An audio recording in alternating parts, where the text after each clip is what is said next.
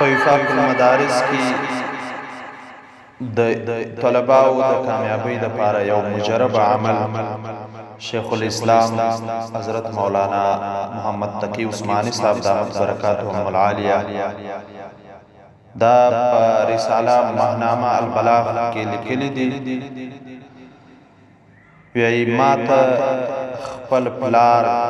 حضرت مولانا محمد شفیع صاحب رحمت الله علیه و فرمایل کله ته امتحانګاه ته داخله سي تا ته پرچه درکې سوالیه پیپر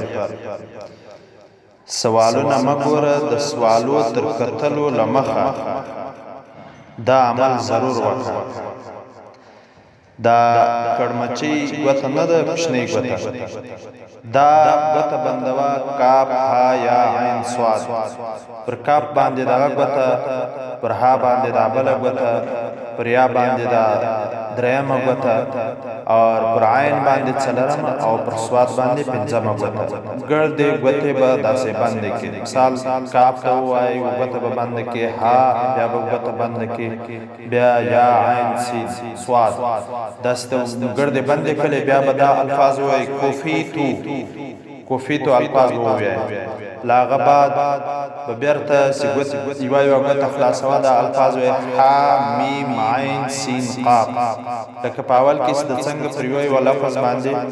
په یو ټکی باندې غته خلاص بندولې داسې به په داس صورت کې په یو ټکی باندې غته خلاصوي بیا به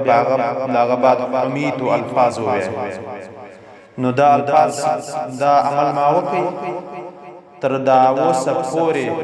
سچوري زندگی تر رسوي ده الله تعالی زناکام نه امراوسته. لہذا دا زموږ د اکابرینو